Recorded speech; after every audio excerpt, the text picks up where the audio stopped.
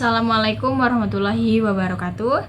Perkenalkan, nama saya Misbatul Munawaroh, NIM 0510 53325. Mahasiswa Program Studi Agribisnis Universitas Terbuka Bengkulu.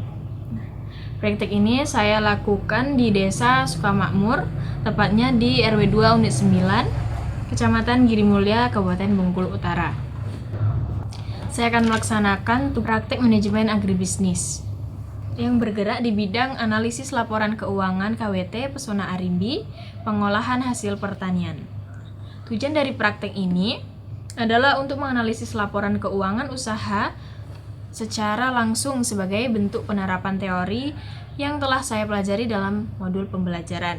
Nah, dalam video ini saya akan menunjukkan beberapa kegiatan yang saya lakukan selama praktik, mulai dari proses pengamatan, wawancara, hingga pencatatan keuangan yang diperlukan untuk analisis.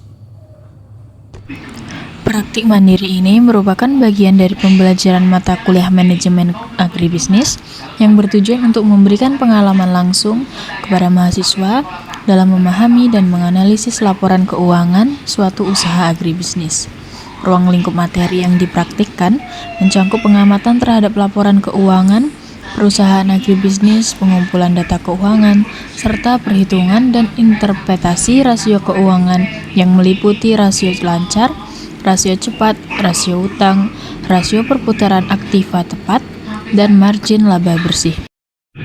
Tujuan utama dari pelaksanaan praktik ini adalah untuk melatih kemampuan mahasiswa dalam melakukan analisis laporan keuangan secara langsung di lapangan, sehingga dapat memahami bagaimana data keuangan digunakan dalam pengambilan keputusan manajerial di sektor agribisnis. Selain itu, praktik ini bertujuan untuk memperkuat pemahaman teoritis yang telah dipelajari dalam modul pembelajaran dengan pengalaman nyata di dunia usaha.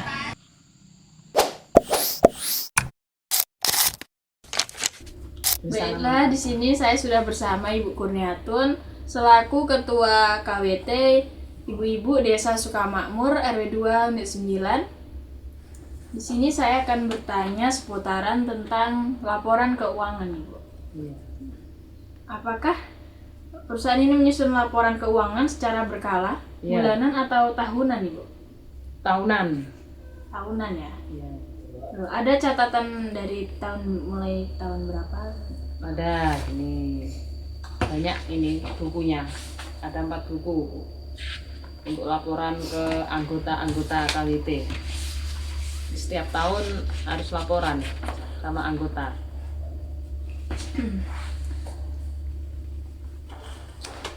Laporan setiap tahun. Nah, ya siapa yang bertanggung jawab dalam penyusunan laporan keuangan, Ibu, biasanya? Ketua KWT-nya? Ketua ya, tidak ada bendahara atau yang lain, sekretaris atau sebagainya? Bendahara sama sekretaris melimpahkan kepada ketuanya. Jadi saya ketuanya. Jadi saya yang bertanggung jawab. Apa saja komponen utama yang terdapat dalam laporan keuangan perusahaan ini?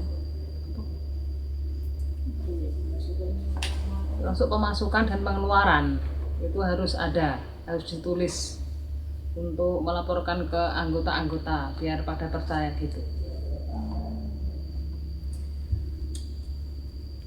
Bagaimana perusahaan mencatat transaksi keuangan hariannya, Bu? Itu setiap hari atau setiap pertemuan atau bagaimana pencatatannya itu? Setiap pertemuan atau setiap panen. Setiap panen ya? Ya. Panennya itu berapa bulan sekali atau menunggu berapa waktu lamanya? 3 bulan sekali untuk panen kacang tanah. 3 bulan sekali. Ya. Nah, kacang tanah yang sudah dipanen itu akan diproduksi sendiri atau bagaimana pengolahan selanjutnya? Tidak diolah itu untuk dibagikan ke anggota-anggota kita, anggota KWT itu. Jadi nggak ada pengolahan. Berarti tidak ada produksi atau olahan-olahan kacang lainnya gitu, Bu? Tidak ada. Oke, baiklah. Terima kasih, Bu. Ya, sama-sama. Demikianlah dokumentasi kegiatan praktik mandiri yang telah saya lakukan.